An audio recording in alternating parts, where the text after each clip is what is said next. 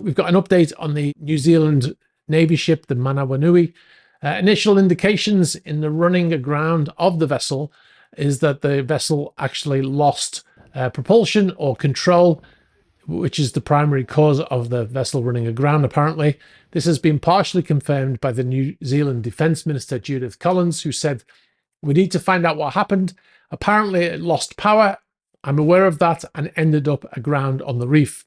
So she's sort of saying that that's what she believes is the case. Defence Minister Collins also has spoken out on the cleanup efforts, saying that much of the work was going well and the fuel was being contained. She said there are some reports of some small leaks, but these are very small amounts, and they're from the pipes that take the fuel around the ship, not the storage tanks. She said current estimates were that little or none of the initial fuel had come to shore or ended up on the reef and is being dispersed out to sea by wind and waves. While this remains an incredibly serious incident and it will be for a long time to come, it is tracking as well as we could hope for at this point. The Chief of Navy, Rear Admiral Garen Golding, said the court of inquiry would allow the Navy to identify possible improvements and changes to avoid a repeat of the sinking, he said.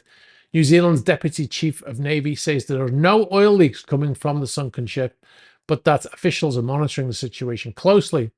Now, his comments conflict with Samoa's Marine Pollution Advisory Committee deep sea divers, who've confirmed the sunken vessel is leaking diesel fuel into the ocean off the south coast of Upolu in Samoa. The ship was carrying about 950 tons of diesel at the time the vessel hit the reef. The committee is also reporting drone video and stills photography have confirmed the wreck is emitting contaminants into the water. However, Commodore Andrew Brown told Morning Report his latest update Thursday morning was that the oil was contained. Now, an RNZ reporter, Louise Turnouth, is on Samoa's southern coast and went out on the water with the Defence Force on Wednesday. And she said that before we were even told we had reached where the vessel was, which took up to an hour to get out there, you could smell it. You could smell the pungent petrol fumes, and we knew we were in the right spot. That's pretty damning, isn't it?